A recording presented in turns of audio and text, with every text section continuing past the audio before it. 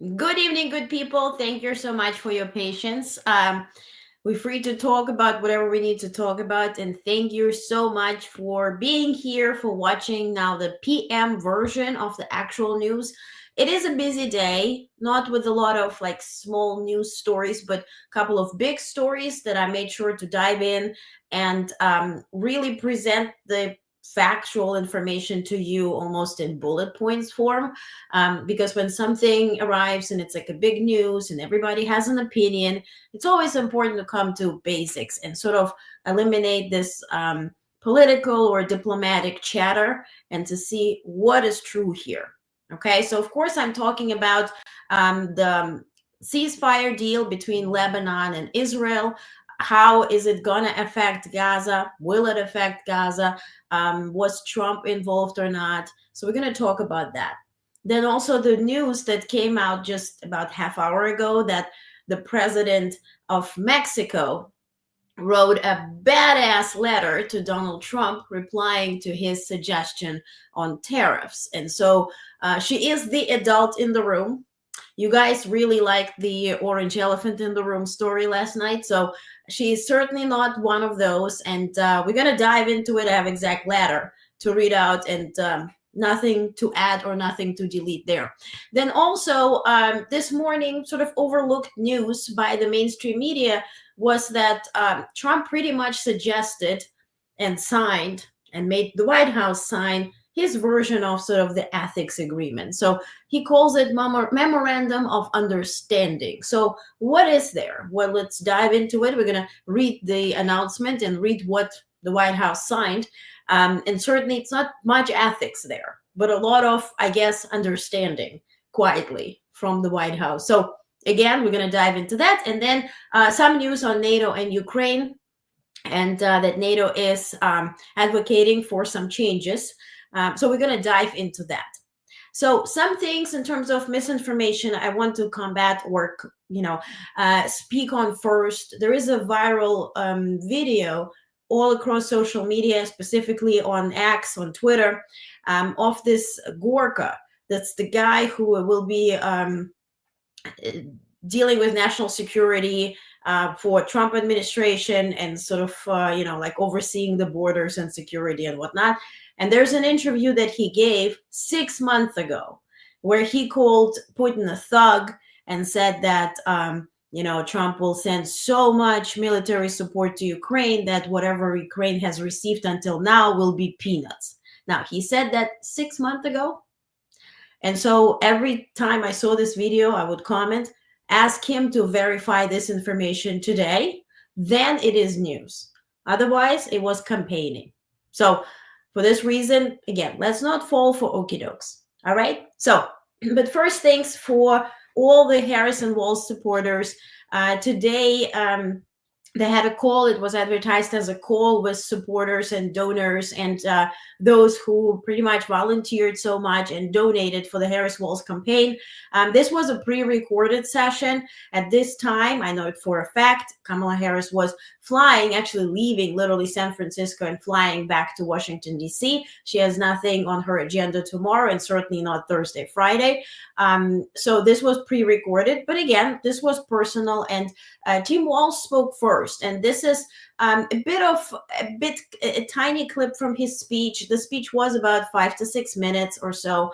And he pretty much thanked Kamala Harris and thanked all of us for welcoming him. He said it's an honor to being on that ticket, and encouraged everybody, once you find that strength within you, to fight again and resume the fight. So take a look. I think all of us saw the possibility, and I know there's a bit of a feeling of loss because we saw what a real leader looks like. We watched a speech on the Ellipse the week before the election where Vice President Harris delivered on the best of America. She delivered the best of our better angels. She delivered a vision where all of us mattered. She did it with grace and dignity and continued to do that every single day. She is still in this fight. She is doing it every single day. She is not done with her current job, and she's not done being part of it with all of you. And as I said, personally, it was a privilege to be on this ticket. it was a personal privilege to be able to become friends with an incredible leader, with someone who was willing to take on some of the toughest fights and continues to do so.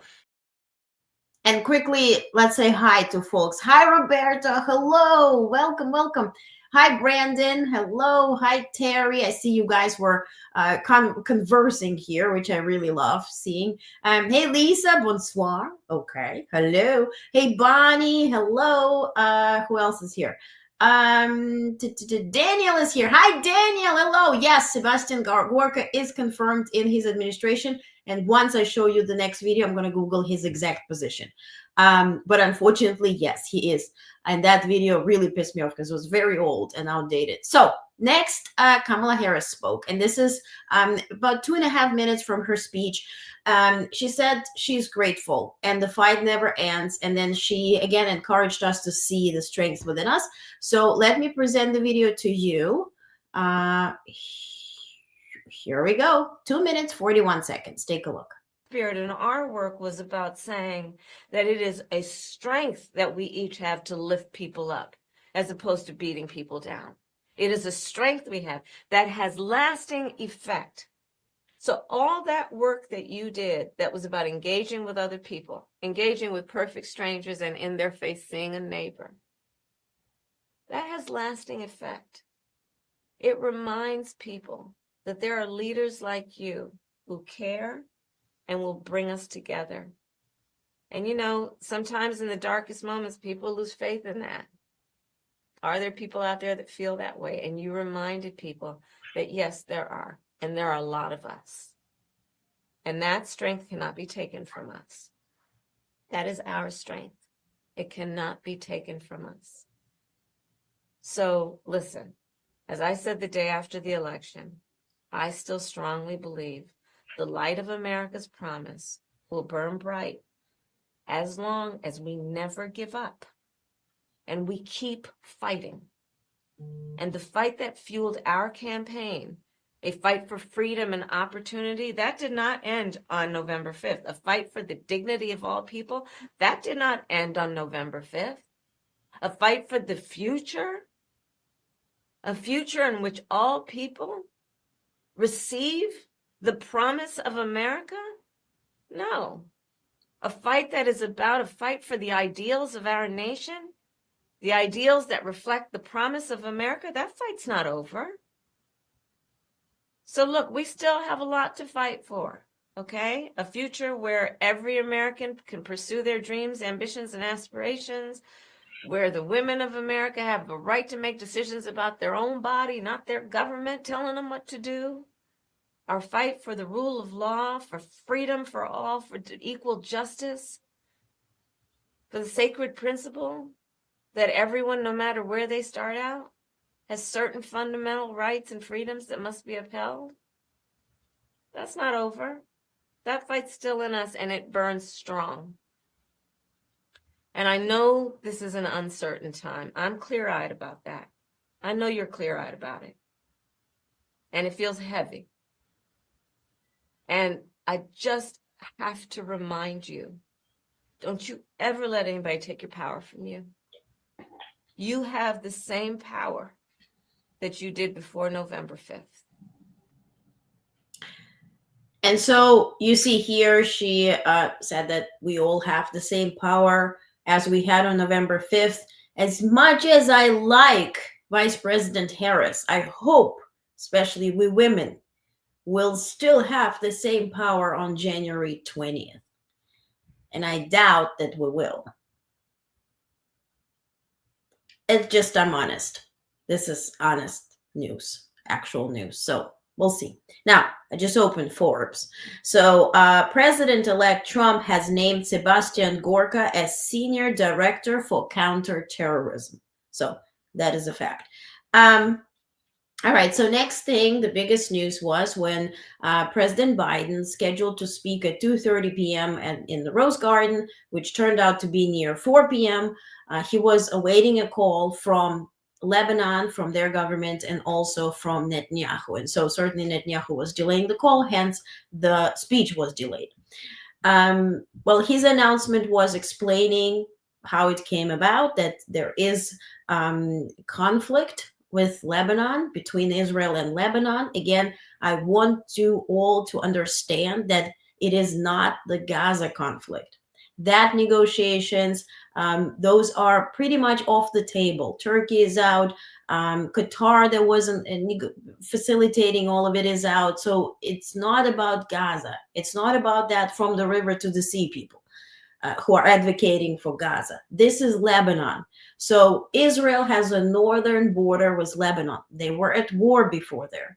Yes, the strikes resumed after October 7th, but it was also before, and certainly, unfortunately, it will be after. So we're going to dive into the details in bullet points, but this is the announcement that President Biden did and made, and certainly it is a great news. It's great news. It's great achievement for the Biden-Harris administration. So let's take a look what he said.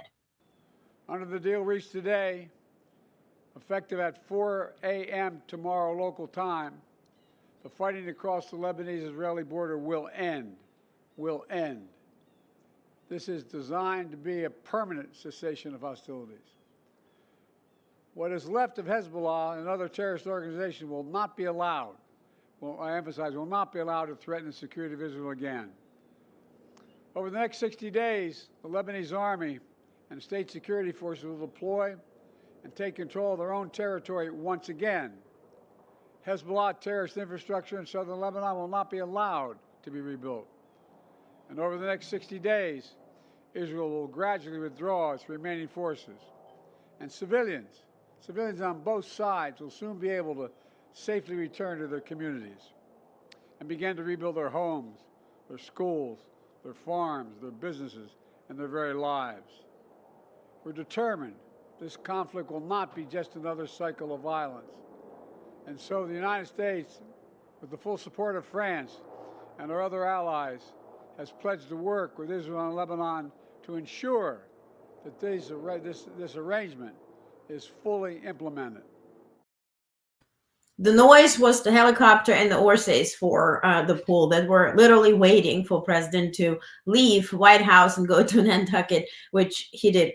Now, then both President Biden and President Macron of France have released a joint statement, which was very cute, on Instagram. They tagged each other and reposted, and was like, you know, what couples do type of thing. So, quote, today, after many weeks of tireless diplomacy, Israel and Lebanon have accepted a cessation of hostilities between Israel and Lebanon. The announcement today will cease the fighting in Lebanon and secure Israel from the threat of Hezbollah and other terrorist organizations operating from Lebanon.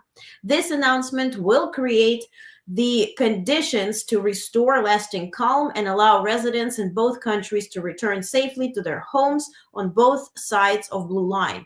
The United States and France will work with Israel and Lebanon to ensure this arrangement is fully implemented and enforced. Okay, all good. Again, everything is in your newsletter, so if I'm reading something out, I'm mispronouncing, whatever, you can read everything. Okay, so if you're not subscribed, get on board. We're gonna have our own app. You guys voted how to name it. I know. It all will be announced soon. So honest.substack.com. All the stuff that I'm talking about now and more is there. So now let's get into the details, though, because right after this announcement, press was together with a senior administration official who was personally negotiating all of it. All right. Now, to get the orange elephant out of the room, yes, he said that personally he has informed Trump and his team about those negotiations a day after the election, because he saw that Trump won, and he said, and just as a deed of, grace or whatever, he wanted them to know. And they were in favor. Okay. Then, because he said that's where he saw, quote, the light by the end of the tunnel. And he's like, okay, something will be coming up. I have to share it. Okay, he did. Now, also yesterday and today, when the negotiations were finalizing, he also informed about every single detail, the Trump team and Trump. Okay. So yes, Trump is informed here. Now, bullet points. Again, let's dive into the details. So, permanent ceasefire. Yes. President Biden stated and described the agreement as designed to a permanent ceasefire. Okay, so far so good. Key terms. Over 60 days, Hezbollah will remove its fighters and weapons from the area between the Blue Line, that's the Israel's northern border, and Lebanon's southern border, right? Since they're meeting, and the Litani River, which is 30 kilometers north. Now, Lebanese forces, LAF, they call it, will deploy 5,000 troops to replace Hezbollah in that area. Okay, so far so good. At the border, Hezbollah out, forces in. Israel will gradually withdraw its forces and civilians during the same period, enabling border civilians to return to their homes, right? So Israel is occupying an area by the border on Lebanese side. They're withdrawing. Lebanese forces are coming in. Okay, now Lebanese army role. Tasked with removing Hezbollah's infrastructure and weapons and preventing reconstruction. Okay, LAF, that's the army, lacks adequate resources. That is the big problem here. So they lack manpower, funds, and equipment. Just to realize, Lebanon has been run by Hezbollah for a very long time. They own the militia, they own the funds, and yeah, legally, I understand, but they have the infrastructure, they're running the country. It's very nice that Lebanon does have some type of government. Well, you probably don't know, but Palestine also has a government. It has a king and royalty, but Hamas is running it with Iranian money, obviously. So when something is given to the army to take over, the capacity is kind of limited, but concerns exist about LAF's capacity to confront Hezbollah if necessary due to Lebanon's deep sectarian divisions. So Lebanon as a country is also divided. Yes, there is Hezbollah that runs it. It's a terrorist organization. And then Lebanon has different parties. Everybody has an opinion. There is not much unity. So here's the question. When this space is created by Israel withdrawing, who's going to take the spot in reality? Not on paper, but in reality. Now, international monitoring. That's sort of the solution that they found. The agreement follows UN Security Council Resolution 1701, which bans armed groups other than Lebanese state and UN peacekeepers south of Litani. Litani is that river. Monitoring mechanism expanded to include US and France, alongside UN interim force in Lebanon, which is UNIFIL, UN interim force in Lebanon. Also Israel and Lebanon. So no US combat troops involved, but the US will provide military support to Lebanese armed forces in coordination with France. They will train them, they will give them money, they will make sure that the idea is to build up Lebanon so they can ultimately elect their government and take over and be sort of that democratic country. Good on paper, let's pray it works in reality. Now, past actions. What did Hezbollah do? Fired thousands of rockets, missiles, and drones into Israel, and allegedly built extensive infrastructure south of Litani in violation of Resolution 1701. Again, UN resolution only permits Lebanese army and UN peacekeepers. So that was a violation. Israeli violations are accused of conducting military overflights and other incursions into Lebanon. Hence, they seized the land, right, from which they're withdrawing. Now, what is Israeli stance? And now that's where it gets interesting, because this is not in those statements and political diplomatic phrases. Biden emphasized Hezbollah terrorist infrastructure in southern Lebanon will not be allowed to be rebuilt, right? So now Lebanese army has to ensure everything is dismantled and they're not coming back. Now, political context about Lebanese or Lebanon's sovereignty. The deal is seen as a chance for Lebanon to reassert control over its territory. Western officials believe Hezbollah's weakened state creates an opportunity for change. They said they're running out of money, they're running out of political power. So that is the window where the army and the government, if they were to unite, I mean, Lebanese government can take over and can take the spot, right? So, diplomatic backing. The US and France will play significant roles in ensuring implementation and addressing violations. So, if Hezbollah does something, France and US will take care of it. But it's not really true for Israel. Now, reports suggest that US may provide a letter supporting Israel's right to act against violations, circumventing Lebanon's rejection of formalizing Israel's military response rights. So if Israel sees something that is off, they can strike.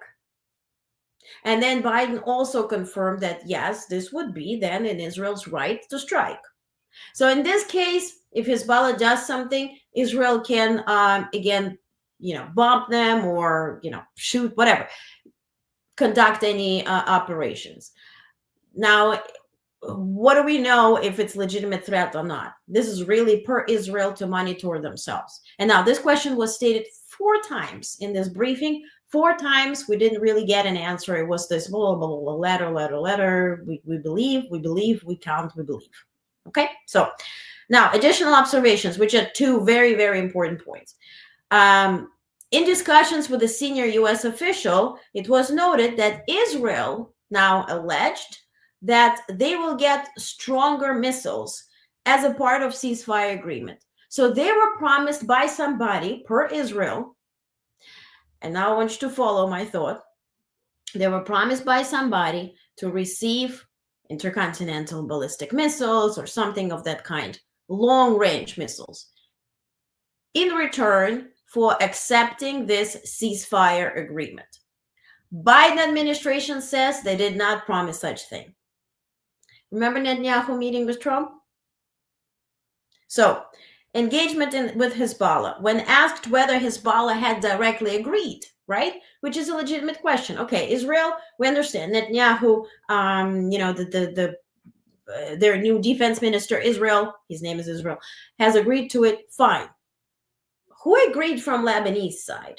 They said, well, we don't really engage with Hezbollah directly because it's a terrorist organization. So we only engage with their government that doesn't really run the country, but we believe that per their statement, Hezbollah is in when it comes to this agreement.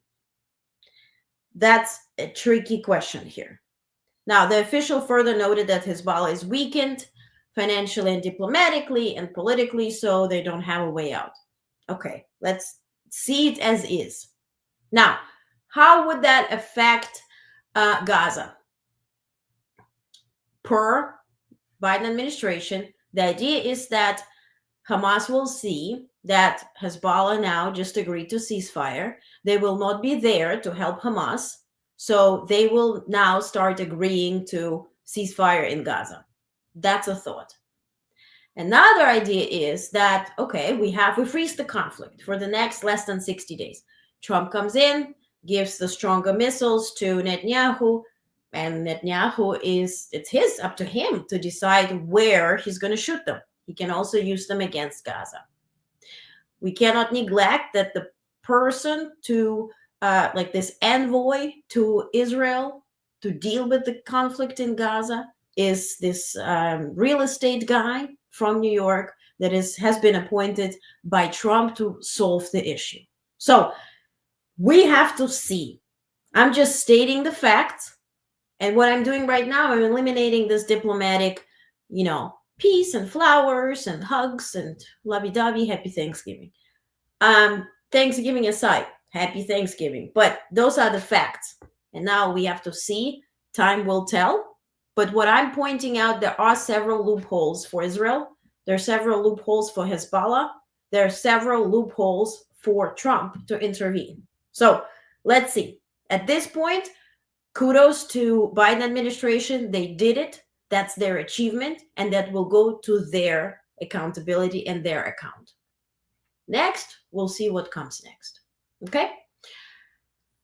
All right. Any Lisa, I can't live with referring to that guy's orange elephant. Just need to remember what Timothy Snyder has advised. Do not agree in advance. Defend the institutions. Exactly. Yeah.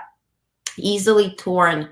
Diplomacy in the Middle East is like walking on rice paper. Exactly. And I mean, like when I worked for UN, I was political advisor on Middle Eastern issues, and saying Palestine and Israel and everything. And this change is really in a heartbeat. And that was, more than 10, started more than 10 years ago in terms of my engagement in that idea. And this does not get resolved because it can get resolved, but everybody who tries to resolve this comes in, sees their own enrichment and venues to enrich themselves, right? For instance, Netanyahu, if he wanted to take over Gaza and cleanse it off of Hezbollah, knock all the people out, he had a year to do it, and unlimited resources. Compare Netanyahu's resources to Ukraine's resources. It's like 1 to 10. So he didn't do it. Why? In December, he were to face corruption charges. He has re-election. He has only 35% approval. So see, when extension is now of the conflict is now favorable, how do we do it? How do we extend it? So that's, we have to see a little bit inside the issue, right? But again, as to Biden administration, they did it, and this is their achievement. Now, Pentagon gave a briefing today, and so I have a couple of points. So first, there will be a Thanksgiving outreach. So Secretary of Defense Austin plans to speak with service members from various branches stationed worldwide to thank them and their families for their sacrifices. And so he will talk to units in U.S. Army in Poland, also U.S. Marines in Okinawa, and U.S. Navy in the Middle East. And the readout will be available soon, and I certainly will make sure to present it to you. Now, in terms of Middle East humanitarian aid and ceasefire, now, this is from Pentagon. The U.S. remains focused on enabling aid delivery to Gaza through diplomatic channels and discussions with Israel. Now, what did work before was dropping aid. But again, they didn't have any announcements on airdrops because that was requested. We don't really have any news here. Saudi Arabia is doing currently airdrops with aid. So the Pentagon supports a ceasefire between Israel and Lebanon, but is still defining its potential monitoring role. So they're saying, well, we like it. We need, tangibles. Like we need to know what's step 1, 2, 3. What are we doing here? Okay. So Ukraine and ATACMS usage, Ukraine's deployment for long-range ATACMS against Russian targets in Kursk was noted, with further operation details left to Ukraine. Now, North Korea, turns out, I have that later. Keep it, yeah. So North Korea's military support to Russia and its implications were highlighted and found concerning. Now, reports of drone incursions near U.S. bases in the UK were discussed. So U.S. base had drones from unknown sources monitoring our bases in the UK. So no operation impacts have been reported, and the Pentagon is working with British authorities to assess intent and ensure security. Now, the session also addressed questions about U.S. troop safety in the Middle East, the ICC arrest warrant for Israeli leaders, as we have discussed, and rumors involving Elon Musk meeting with Pentagon leaders. They didn't want to comment on it, but it's been stated in various sources that Musk was meeting with military officials. The briefing emphasized ongoing coordination on global challenges. Okay, so far so good. Now, done for now with the military aspect of our updates, the election, but damn, I wept yesterday for the rule of law. Okay, so Lisa, I don't want to, discourage you, but let's dive into, we spoke about, we need the ethics agreement, right? Which basically kickstarts the administration transition, right? Now, but Trump didn't want to sign anything. Biden does everything by the book. So he opened up the gates and he shares all the information and does everything per Constitution, even though Trump has not signed anything. The problem with Trump not signing it, because he doesn't want to, reveal resources, lobbyists. It's very normal, by the way, for any administration, not just Trump, but in this transition period, you get to see the picture as to who is lobbying for what, because they start revealing their financial data, which then determines the policies. So if, let's say, we were to see lobbying specter, we would think, okay, we would pretty much start guesstimating the picture on Medicaid and Big Pharma. It's a big question mark here, right? Is Big Pharma lobbying, right? We know that Trump's now currently picked chief of staff, Susie Wiles, right? She has been lobbying for over 40 clients. We know who those clients are. That has been disclosed because she's been doing it from 2014 or 2014 until then, until the election. But what is now? Also, FBI checks. Nobody's conducting those. If Musk is so involved, certainly he has to go through checks. RFK Jr. has to go through checks. Vivek Ramaswamy has to go through checks. All of that has to be publicized. So they didn't want to sign it. What they came up with is a memorandum of understanding. I'm going to read it out to you. And promise not to comment too much. So, statement. Susie Wiles, the chief of staff to President-elect Trump, said, quote, after completing the selection process of his incoming cabinet, Trump is entering the next phase of his administration's transition by executing a memorandum of understanding with President Joe Biden's White House. This engagement allows our intended cabinet nominees to begin critical preparations, including the deployment of landing teams to every department and agency and complete the orderly transition of power. Meaning, people will start arriving at the Treasury, at the DOJ, at the Department of Education, Agriculture, you name it, they will be there. That's their next step. But they're bypassing the ethics agreement because there you have to, show me yours, I show you mine type of thing. That's a bit different. So what's in that memorandum? Here we go. The transition will not utilize taxpayer funding for costs related to transition, which is consistent with President Trump's commitment to save taxpayers' hard-earned money. Now, this is BS in terms of saving anybody's money. What it does, when you have transition periods, White House does allocate money for the incoming administration to have an office, to have protection, to have service, for people to work, and execute their dues. They're taking over the power, right? It doesn't happen like this. Now, they want to finance themselves, meaning let us stay autonomous from everybody so you can show me yours, but I'm not going to show you mine type of thing. Okay? So next, the transition will not use government buildings or technology provided by GSA and will operate as a self-sufficient organization. This organizational autonomy means a streamlined process that guarantees that Trump will be ready on day one. So we're bypassing FBI, we're bypassing background checks, we're using different servers, remember? But her emails, she used Gmail account. This folks in Mar-a-Lago is going to use whatever, could be Rambler.ru, very popular in Russia. What are they going to use? They're autonomous. It's an autonomous organization taking over Washington, D.C. I'm just stating facts. This is not even my opinion. So the transition already has existing security and information protections built in, which means we will not require additional government and bureaucratic oversight. Who was screaming about Secret Service? We need more protection. We need this. We need FBI. We need that.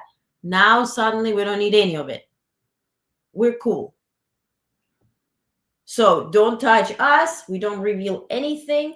Not the money, not the communication, not the plans, not the policies, not the security. We don't want to use your buildings. We don't want to use your phone. We don't want to use your internet. We don't want to use your money. We don't want to be physically there, but we will dispatch our guys to go in all of your federal departments.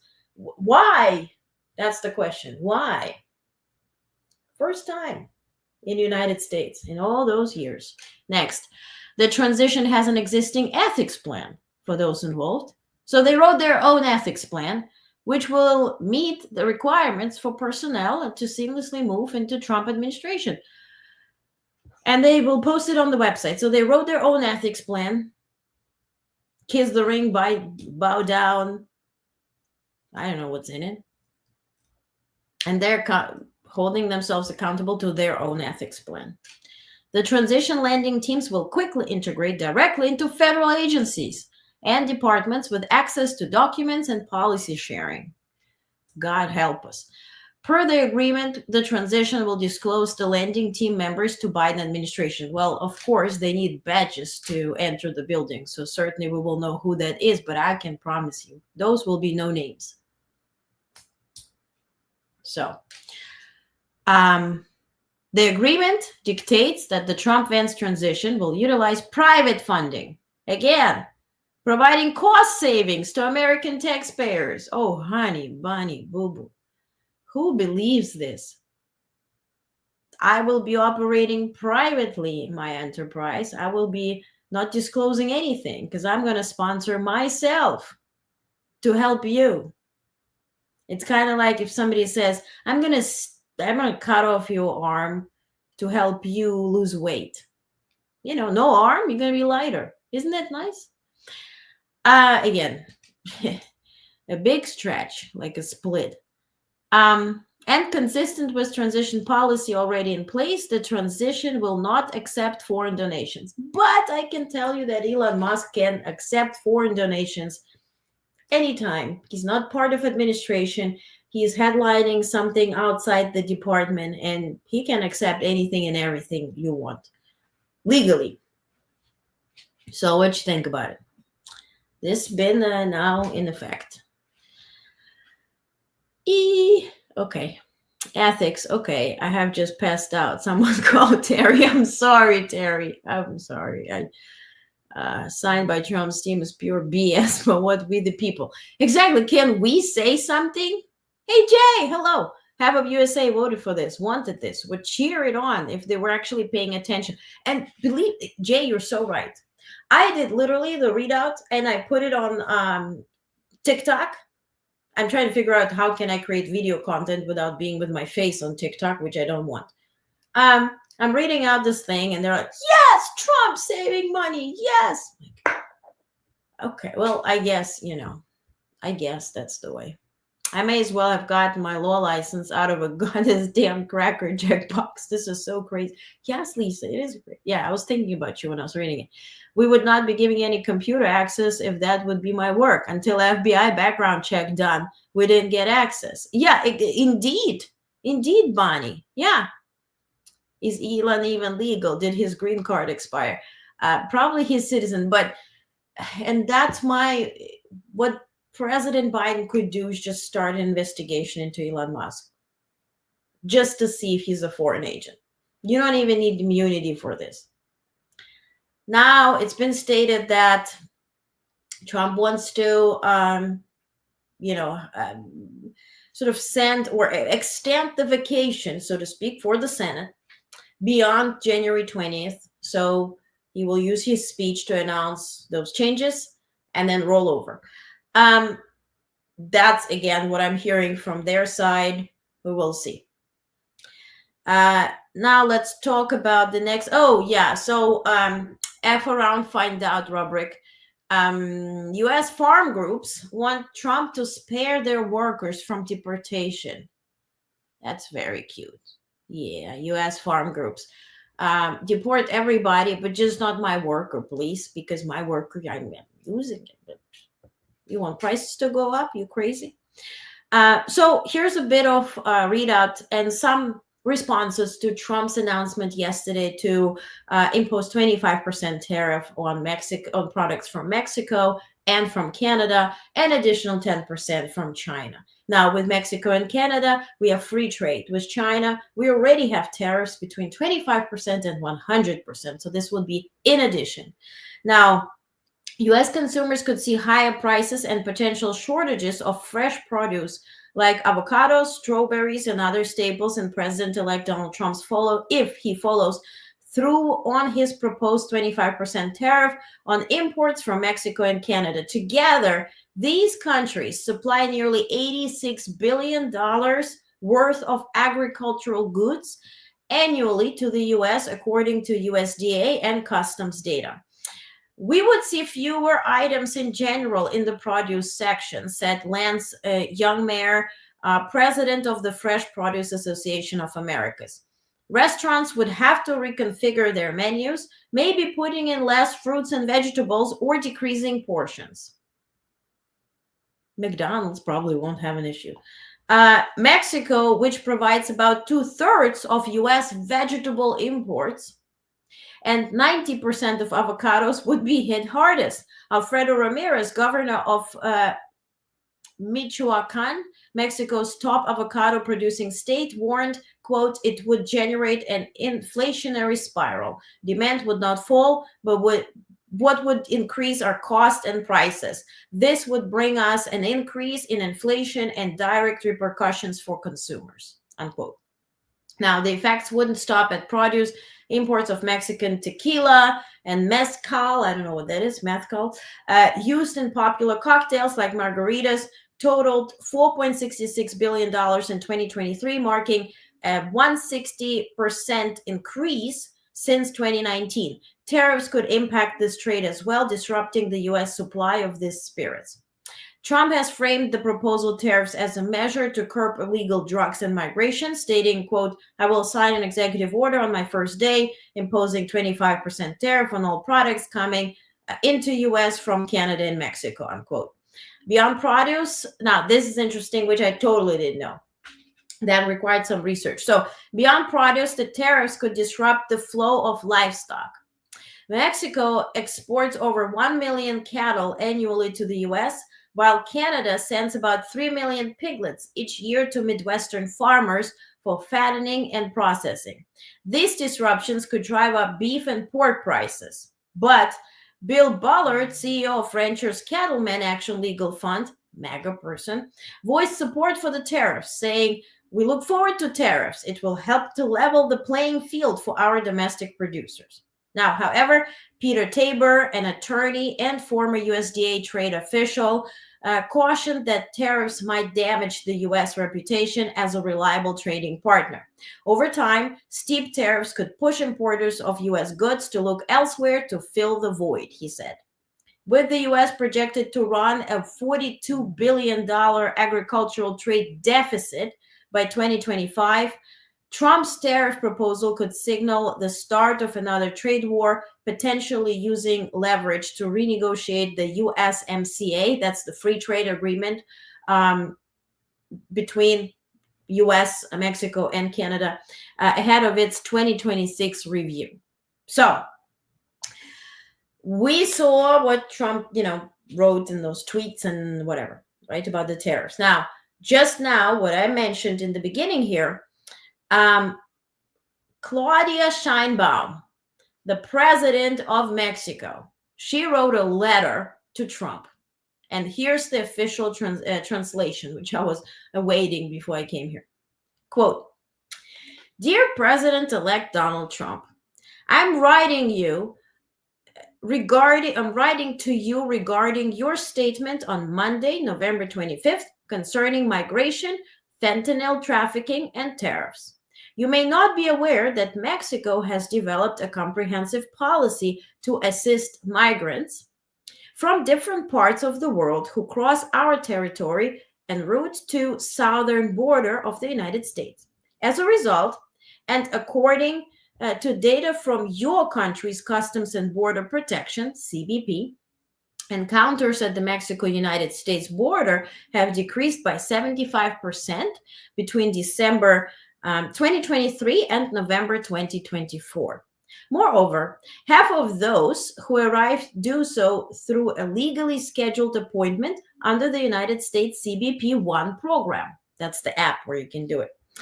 For these reasons, migrant caravans no longer arrive at your border. Even so, it is clear that we must work together to create a new labor mobility model that is necessary for your country, as well as address the root causes that compel families to leave their homes out of necessity. If even a small percentage of what the United States allocates to war were instead dedicated to building peace and fostering development, it would address the underlying causes of human mobility. On another note, and for humanitarian reasons, Mexico has consistently expressed its willingness to help prevent the fentanyl epidemic in the United States from continuing. This is, after all, a public health and consumption problem within your society. So far this year, Mexican armed forces and prosecutors have seized tons of various types of drugs, 10,340 firearms, and have detained 1,640 individuals for violence related to drug trafficking. Furthermore, the Mexican Congress is in the process of approving a constitutional reform to classify the production, distribution, and commercialization of fentanyl and other synthetic drugs as a serious crime without bail. However, it is publicly known that the chemical precursors used to produce this and other synthetic drugs are illegally entering Canada, United States, and Mexico from Asian countries. This underscores the urgent need for international collaboration. You must also be aware of the illegal trafficking of firearms into my country from the United States. 70% of the illegal weapons seized from criminals in Mexico come from your country. We do not produce these weapons, nor do we consume synthetic drugs. Tragically, it is in our country that lives are lost to the violence resulting from meeting the drug demand in yours. President Trump, migration and drug consumption in the United States cannot be addressed through threats or tariffs. What is needed is cooperation and mutual understanding to tackle these significant challenges. For every tariff, there will be a response in kind until we put at risk our shared enterprises. Yes, shared. For instance, among Mexico's main exporters to the United States are General Motors, Stellantis, and Ford Motor Company, which arrived in Mexico 80 years ago. Why impose a tariff that would hurt them? Such a measure would be unacceptable and would lead to inflation and job losses in both the United States and Mexico. I'm convinced that North America's economic strength lies in maintaining our trade partnership. This allows us to remain competitive against other economic blocs. For this reason, I believe that dialogue is the best path to understanding, peace, and prosperity for our nations. I hope our teams can meet soon to continue building joint solutions. That's it. Viva Mexico. I mean, we have an adult in the room. We have an adult in the room. Yes, Jay, ketchup bottles are being thrown bigly. Yeah, tremendously. Tremendous ketchup power. Yes, indeed. Yeah, I heard. Hey, Skyman's Follies. I heard today that US and Mexico are each other's largest trading partners. He better not mess her. Yeah, exactly. Yeah, we are. We have the biggest importer is Mexico, and the biggest export, like the biggest, the country that receives the biggest number of exports from us is Mexico. So bypass China. And she's just one leader in the long line of many. Exactly, Lisa. Yeah. So it is just, I was thinking, yes, Canada feels like they're living on top of like a, like a recreation, like drug recreational facility where you don't know what the hell's going to happen. But we have such a good neighbors, Mexico and Canada. They're so like kind and understanding. I do like how she comes through. She's not waiting. It's very polite, straightforward. Yeah, math house. Exactly. That's the word I was looking for. Yeah. Canada is like living on top of a math house. Yeah, exactly. Sanitarium. Yeah. Indeed. They make Hershey chocolate there now as well as down the road for me in Pennsylvania. Oh, yeah, right. And that's why, coffee, tea, chocolate, like get it, now there's discounts, I guess, Christmas, Thanksgiving, because that is certainly important. We're not producing chocolate and tea and coffee here. Now, what is not reported at all, Secretary Blinken is meeting with G7 in Italy. He met there with Indian External Affairs Minister Subramaniam Jaishankar on the margins of G7 meeting in Fiuggi, Italy. Secretary Blinken and External Affairs Minister affirmed the United States and India's enduring commitment to deepening bilateral ties.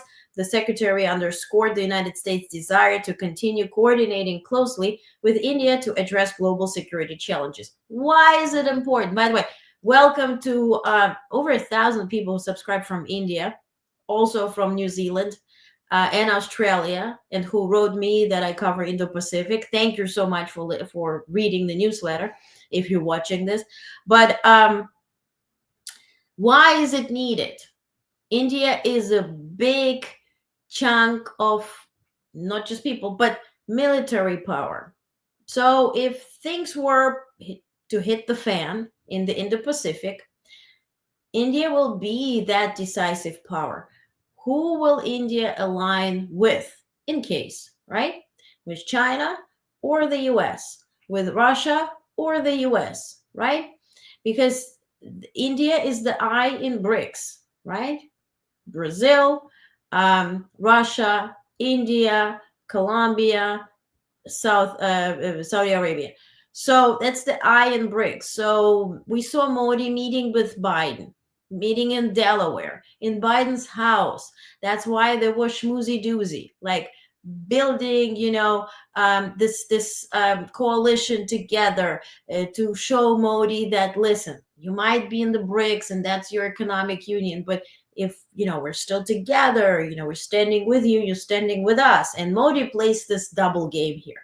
So for this reason, it's important to invite India to G7 to have a straight conversation with them.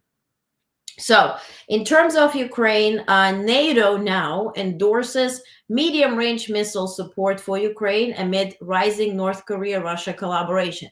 And this is the big news, which was not disclosed before, and this now came out. So, well, let's get there. So NATO has adopted a resolution advocating for the provision of medium-range missiles to Ukraine with ranges between 1,000 and 5,500 kilometers. This decision could include weapons like Tomahawk missiles, which President Zelensky specifically requested in his victory plan and which align with the resolution's criteria. Now, here's a video from NATO Secretary General who speaks about the new point of supplying more for Ukraine. Our support for Ukraine has kept them in the fight, but we need to go further to change the trajectory of the conflict. We need to provide critical air defenses and deliver on the commitments made at the NATO summit in Washington. The new command, the NATO command to coordinate security, assistance and training. The financial pledge of 40 billion euros in 2024. And further measures to bring Ukraine closer to NATO. We must also strengthen our own deterrence and defense, including by boosting defense investment and production. The good news is that we have in NATO the alliance we need to defend every inch of our territory. And we have in Greece, thanks to your leadership, a staunch ally.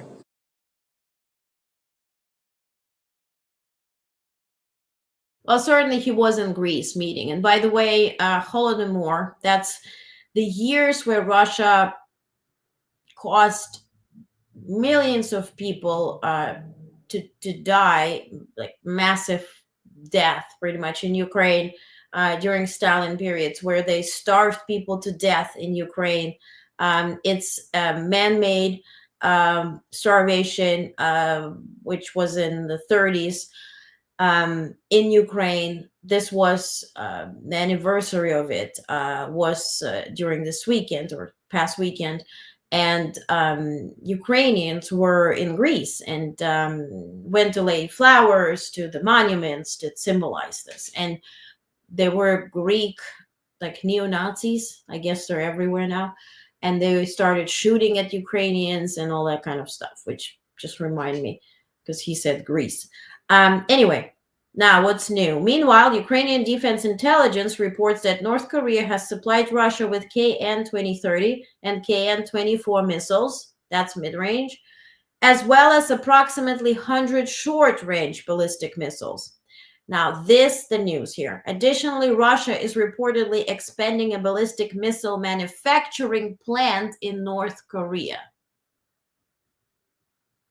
We have been discussing, shall Ukraine, fight with one hand behind the back or not? Or what? Russia, meanwhile, produces now ballistic missiles in North Korea. So they have a plant producing it. The Pentagon has expressed concern over this collaboration, highlighting its potential to escalate regional and global tensions. No shit. No way, Jose. Really? That is concerning, indeed. Now, Zelensky, in his address today, said the following: nearly 200 Russian strike drones in one night. He's talking about last night. Most of them were either shot down or neutralized by electronic warfare. I'm grateful to all mobile fire groups, all air defense and electronic warfare units. This was a major escalation of pressure on Ukraine through such acts of terror. And it's crucial that we succeed in protecting our people and our infrastructure from the majority of these threats. But unfortunately, not 100%. Nearly 200 Russian drones against Ukraine in one day. This is nearly 200 proofs that Russian ambitions are utterly detached from any ideas of real peace. And by the way, Kremlin's head of national intelligence said they're not interested in peace talks. They're not interested in freezing the conflict. They're only interested in Ukraine capitulating, whatever. I can't pronounce it, but you got the point, right? Giving up. And that was stated today. And that is my big question. That's what I talked about this morning in the AM actual news version. I mean, the Trump idea, solving it in 24 hours, where is it? When are we starting to count 24 hours? Or when do they end? Sometimes I feel like Alice in Wonderland. So is Trump going to do it? No. What is he going to do? We don't know. It's always easier said than done. And see, that really applies to everything. When it comes to tariffs, when it comes to, no tax on overtime. And then suddenly you find out you won't be even paid for overtime if you earn less than $53,000 or until you earn more than $53,000 a year. Then, tariffs. Oh, great. We're going to fix the border with tariffs. What? My grandma used to say, if you need to, touch your ear, do it this way and don't do it that way, right? Like, those things are not related. And this is interesting, right? If it's part of this, in some people's eyes, charismatic performance at a rally, and this is all funny, but it's not going to be funny and from January 20th on. So easier said than done. And also damage is also easier done than fixed. So I guess that will be the next thing.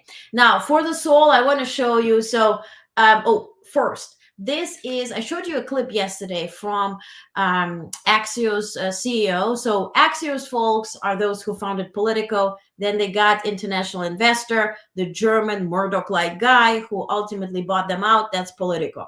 Then they founded Axios. And so look at this CEO. He was speaking at the press, the National Press Association in Washington, D.C., and he spoke with passion, about the media or state of media and how Musk did influence social media to become the media. So take a look. I really share his opinion. So take a look. It matters. Like our industry, make no joke about it. I'm not going to sugarcoat it. Like everything we do is under fire. Elon Musk sits on Twitter every day, or X today, saying like, we are the media. You are the media. My message to Elon Musk is bullshit. You're not the media.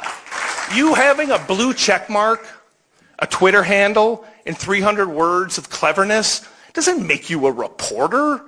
Being a reporter is hard. Really hard. You have to care. You have to do the hard work. You have to get up every single day and say, I want to get to the closest approximation of the truth without any fear, without any favoritism. You don't do that by popping off on Twitter. You don't do that by having an opinion. You do it by doing the hard work. Take away that investigation, you have corruption. Like, you think about this country, like, I hate this damn debate about, like, oh, we don't need the media. Like, it is not true. Think about what makes this, I love this country. I'm a beneficiary of this country. Like some dipshit from Wisconsin who can come and start 2 companies, be up here, win an award, sit next to Mikey. I'm a beneficiary of it. But there's something about the country. There's something about it, right? There's something about freedom, capitalism, the animal spirits of democracy. But at the core of that is maybe transparency. I just checked Truth Social. Trump did announce, I think, 4 people. He nominated them to work for medical. So Jim O'Neill will serve as Deputy Secretary of Health and Human Services. He previously served as Principal Associate Deputy Secretary of HHS. He led reforms at FDA to overhaul food safety regulation and implemented the FDA Amendments Act, which improved drug and medical device safely. Then Jay Bhattacharya to serve as Director of National Institutes of Health. Jay, Professor of Health Policy at Stanford, Research Associate of National Bureau of Economic Research, Senior Fellow, blah, blah, blah, blah, blah, blah, blah. Just trying to look, when did they work at Fox News? It doesn't say. I'm not sure. So some research needed. Then also John Phelan as next United States Secretary of the Navy. John is a founding and leading partner at Roger Management LLC, co-founded MSD Capital, the private investment firm for Michael Dell, CEO of Dell Technologies. His record of success, and so he's going to lead the Navy. God, Jesus. And Dr. Kevin Hassett of Massachusetts will serve as the director of the White House National Economic Council. What did he do? Kevin's currently Distinguished Fellow in Economics at Hoover Institution at Stanford, Managing Director at Milken Institute, 29th Chairman of the Council of Economic Advisors, blah, blah, blah. So anyway, more business people, but the Navy is impressive. And I'm sure the people for HHS are as impressive. I don't know the names, so I have to dive in. And then he posted something laughing at Tim Walz. So now for the soul. Thanksgiving is coming up. And so in New York, we certainly have the Thanksgiving parade. And what people don't know, probably you know that they're inflating those big, Snoopies and all that kind of stuff tomorrow, right? So this is our watch party. You can watch tonight and tomorrow on Upper West Side where they inflate those figures. But also they're rehearsing the parade. And so I wanted to show you a video of the Rockettes rehearsing on the street. They do it at night. So 3 a.m., imagine you live somewhere near and you have all these Broadway shows all night. So through the week, they are rehearsing it. So take a look.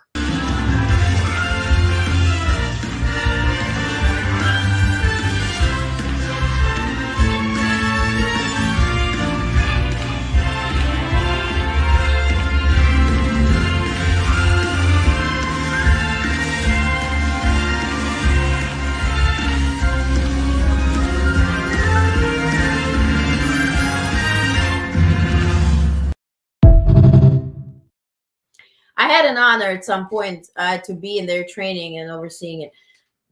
Fun fact, they don't touch each other at all. Whenever you see Rockettes doing that stuff with the legs and everything, the can, they're not touching each other because if one falls, everybody falls. So for that reason, they leave always a bit of air between each other. So that's the fun fact of the day. On this note, tomorrow, same per usual. I hear all different sources, people are taking off. I'm not taking off. I'm going to take a day off on Christmas and on New Year's Day.